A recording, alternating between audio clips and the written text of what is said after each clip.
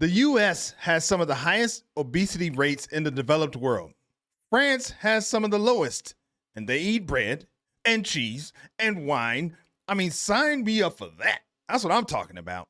And, I do live here in Spain, and I have noticed a difference just based on the type of eating that we do when we walk so much and all of those things. It does help, but I still need to lose a couple more, if you know what I'm saying. But this is going to be a good video. Today we're looking at why is it so easy to be thin in France. And this is by Lucille. I will have a link in the description. Head on over there, check out her channel. I'm sure she would appreciate it. This is going to be an interesting video because French food does look amazing, but yet they still somehow manage to stay thin. Before we get going here, go ahead and like the video. That helps a lot. Let's see what we can see. Why are French people so thin when the food just looks like this? Yeah, why? I'm French, I live in Paris. And that's the #1 question I get asked, especially when I make food videos. So let's get breakfast together while I tell you all Oh, God. my... See, look at that. I mean, that looks delicious, and it also looks like I might gain a couple more pounds just by looking at it before I even eat it. thoughts. So one of the first reasons people always think about is the food quality. And I have to tell you that I, just like a lot of French people, mostly eat fresh food. There's so many little food shops around me, and it's super easy to shop for fresh food every single day. Like today, for example, I just bought my bread after my run, and it just added 5 minutes to my day. And most people do that because there's an abundance of tiny markets, both in Paris and in other cities, big and small. There's at least one market a week, and it's super easy to buy fresh food. Fresh food is literally all around us. Like this bread that I'm about to eat, it was made fresh this morning. And by the way, if you were expecting me to eat a croissant, you're very wrong, because sugar is seen more as a treat in France and not something like you would eat every single day. I'll tell Uh-oh. This is where I go wrong. Because I can eat the hell out of a croissant. I think that's how they say it. I could definitely eat that. And I do eat one Napolitana. That's what they call them here. Napolitana de chocolate. I probably eat about 2 or 3 of those a week. So, but that's interesting. They see sweets as a treat. Okay. You a bit more about our relationship to treats and sugar a bit later in the video, but one thing is sure is French food is very filling. Like I eat pretty much this every single day, which is 2 to 4 slices of bread with a ton of butter, a fruit, and some tea or coffee, and I'm not hungry until lunchtime. And my personal opinion is because I eat a lot of good quality fats like butter, olive oil, and this is not only super tasty, this butter is so delicious, but it also keeps me full for longer. Also, I feel we eat a lot of fruits and veggies. That does not look safe. I mean, obviously she knows what she's doing. Probably not going to cut herself, but I don't know. I see my mother being angry. No, not really, but you know what I'm saying. But that's healthy, though. A healthy tomato. So far, I'm liking what I'm seeing. Bread, some butter. I bet you it's busting. I bet you it's good.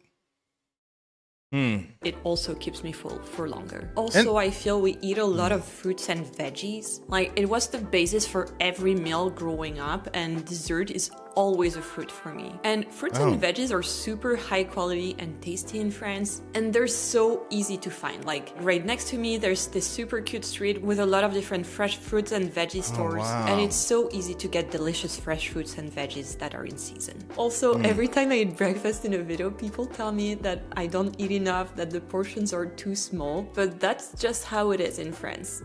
And I mean, I saw what she had there, the bread. It did look small, but it also looked like filling. It didn't look like, fluffy, airy bread that you might find in like a loaf of bread that you buy in the store. It looked pretty dense. So I could see that's filling. And one thing I have learned being here in Spain is that you don't have to be like stuffed. You just kind of have to be satisfied. Like if you eat the right amount, you can share a bunch of tapas and stuff like that. And, and then you're not like starving, but you're not stuffed. You're just like good. You're good to go for another few hours.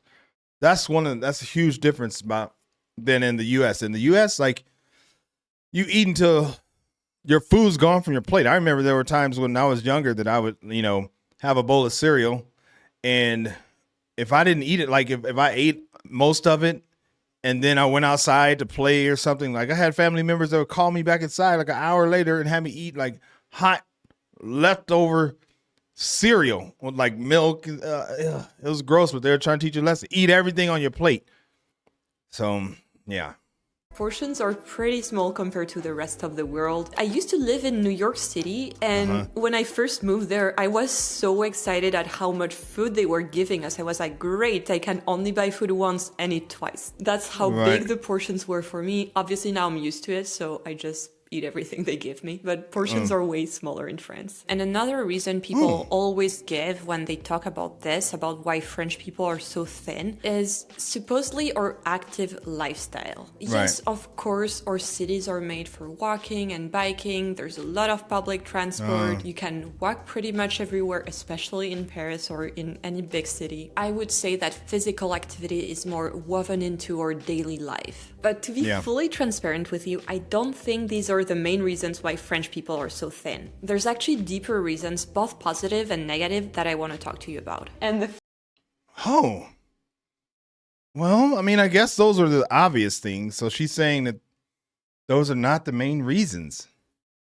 This is going to be interesting. I bet it has something to do with like some psychological something. Okay, number 3, cooking. First thing I need to tell you about while I make my lunch is cooking. So actually in France, most of the people I know make most of their meals from scratch. For example, growing up with my parents, we never ate takeout. We actually didn't even have a microwave most of my life. And the only time we ordered food delivery to my parents' house was when my American boyfriend Bobby did it. So eating homemade food in France is really common, and eating simple meals like this one is what we usually do. So if you've watched my food videos in the past, you see me eating a ton of food with really cool restaurants meals, and obviously that's not how I eat most of the time. Most of the food I eat is actually super simple, very basic, with a lot of fruits and veggies, and it's actually how I prefer it. I couldn't eat at the restaurant every single day, and I need to eat simple and good homemade food most of. Yeah, I can see that. I mean, there was a time where we ate out. I mean, a lot. I mean, I worked until 5, 6, 7 at night. Lisa worked till 5, 6 at night. And then we both came home. You got to spend some time with the kids. We did that. I don't know. It was just always more convenient to just go get something. So, and this was pre-pandemic when after the pandemic, like everybody orders in, but that wasn't how it was before. But we sure in the hell did. So, and I know a lot of Americans did the same way.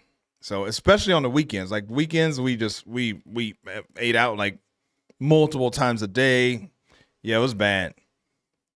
The time to be happy. Also in France, dinner parties, like having your friends over for dinner, is super common. Most people do that. No matter what age they are, you always invite your friends over for dinner, for some food. People bring homemade cooked food. And eating overall is a more social experience. Okay. So for lunch, I usually eat alone because I'm working. But growing up, one thing I did with my parents was eating all of our meals together, seated at the dinner table, and everyone eating the same thing. So we're talking breakfast and dinner, obviously, but also lunch anytime I was not at school. And even now as an adult, if there's someone in my house, I will eat a meal with them and I will share the same thing. We will find something that we both like and share a meal. So I think like me, a lot of French people are conditioned to see eating as a social event. Like it's not just something you do to fuel your body. It's also a time you can relax, unwind, share good conversations with people, catch up with your family. And for that, you really want to eat slow because there's 3 different courses. So you want to pace yourself to finish at the same time as the others. And you're not going to leave the dinner table unless everyone else is done. So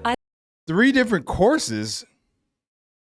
I know there's other people watching this who are thinking, yeah, Greg, that's pretty obvious, but Shoot, man. We didn't really have three different three different courses. We made like one meal and we just ate that. You know what I'm saying? Like one dish, I should say. And like that's what we ate. And we didn't have dessert or anything like that. So that's interesting. More structure. Same Okay. time as the others, and you're not gonna leave the dinner table unless everyone else is done. So Right. as you can see with what I'm showing you today, there's 3 main meals you eat when you're French. And they're super structured, like they happen at very specific times. Like breakfast is whenever you wake up. I always eat lunch between 12:30 and 1:30 p.m. And apparently 90% of French people do too, according to this study. It's crazy how much people eat at the same exact time. And then dinner, it's around 8 p.m. with your family or with your friends. And I cannot stress that enough. It is super weird for me to not eat at the official French meal times. Oh, that's interesting. What are the meal times where you are? Here in Spain, it's well, they eat breakfast a little late because they do everything so late in the evening. So breakfast is usually, well, I would say for us, we eat breakfast sometime between 9 and 10. Then, well, I mean, we like go to another coffee shop after that and then just to hang out. But I would say lunch is usually around 2, sometime between 2 and 4. 12:30, you're a tourist. If you wait until 4, everything's closed. And then dinner is usually around sometime between 8 and 9 is dinner. Like if you go to a restaurant out here before 8, I mean, some of them might be open for drinks and tapas or something, but they're not going to be open for like the kitchen is probably not going to be open until 8:30, somewhere in there. So dinner's pretty late. And then, you know, they probably don't go to bed till 12 or 1 or something like that. So even I go to bed later here than I did in the US, but that's not super late. So, and look what he has. Man, that looks somewhat delicious. Let's say what it is, shall we? It's super weird for me to not eat at the official French meal times. When I was first dating Bobby and I met his family, since they're American, they didn't have those exact standard meal times where people would eat at the same exact time. Sometimes people would just eat when they felt they were hungry. And I was so confused. Like my internal clock was totally lost. I didn't know if it was lunch or dinner. Nothing made sense to me. And I always asked Bobby, like, which meal are we on right now? And when Bobby came to my family, it was the opposite end of the spectrum. My parents wanted to be nice. They actually created a menu for the week with like breakfast, lunch, and dinner with different dishes. So yes, there's a lot of... What in the hell? A menu in your house? Wow. That's what I'm talking about. Oh man, I wouldn't even know how to act. I'd be like, what what's this? Is this like a menu? Oh my God. And it looked like some nice meals on there too. Structure in France, and you always know when your next meal is gonna be, which I find really relaxing. Now I'm used to the US way of eating, so I just ask to eat at the times I'm hungry at, which are conditioned by my French education. But it feels relaxing to know that every single day at 12:30 you're gonna have a nice meal. I don't know, might just be my upbringing, but I love it. I could see that. And by the way, for lunch I'm not only eating this massive salad with arugula, tomatoes, mushroom, and chicken, but if I'm still hungry after that, I still have half a loaf of bread waiting for me and a bunch of fruits that are always on display at my house. And by the way, if you're traveling to France, you should absolutely make sure you check the restaurant's opening hours before you go anywhere. Because a lot of restaurants will be closed outside. Oh, I wanted to see this. Hold on. So their hours are 12 to 2:30. Oh, okay. So it looks like they close at 2:30. That's even earlier than I said out here. And then they open back 7. Okay. And close on Sunday. At least this one. La Petite. I guess that's how you say it. of the main French eating hours. All right, so now let's talk about food education. That's such a big thing in French culture. It's a very important part of a kid's upbringing. And from a very young age, your parents have you try a bunch of different foods to educate you and have you try different things. So when I was a kid, my first house was just next to a Rocamadour cheese farm. So this very soft, delicious goat cheese. I was maybe 2 years old. I don't remember. Obviously, I was tiny, but apparently I was obsessed with this cheese. So kids eat the same things as adults very, very quickly. When I was a kid, I obviously liked kid stuff like fries or McDonald's, but I would be offended if I was at a meal and there were adults around me and I had a specific kid meal, like with like, I don't know, like pasta shells or like something that the adults were not eating. I wanted to eat the adult meal. And I feel that's a pretty shared feeling among kids and adults, that you just make the same thing for the whole table and people, you know, like they can take more or less of the food and you just make something that fits everyone. Also, I would say that's true. I think here in Spain, like they have a different relationship with food. Like I know we went to a restaurant and like the kids ordered their own meal, and I think the youngest one maybe was 4 or something, and she had an older sister that was probably like 10 or 11. But like they ordered everything themselves, even at that age. Like even if they couldn't understand, like the older sister would help the younger one, and they just ordered what was on the menu regularly. They didn't have a kids meal or anything like that. So I think that's interesting.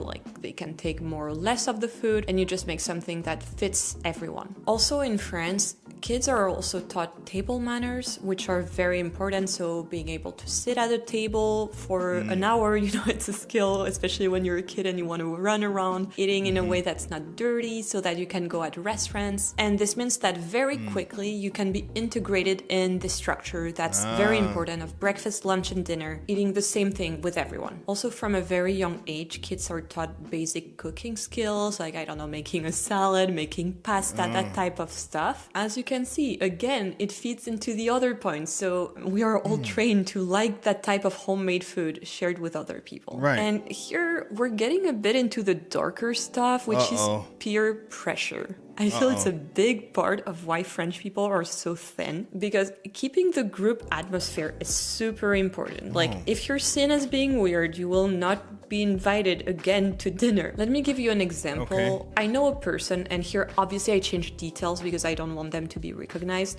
who has terrible table manners. Like, the few times I've eaten in front of them, it has made me nauseous. It was so bad. And here I know I've been conditioned to feel that way and feel that his manners are just not culturally appropriate because of my upbringing. But that's not the only thing where you can have a lot of peer pressure in France. Like, for example, substitutions are not always accepted. Like, you know, asking for something without onions, for example. That's good to know. That's good to know. It's the same here in Spain.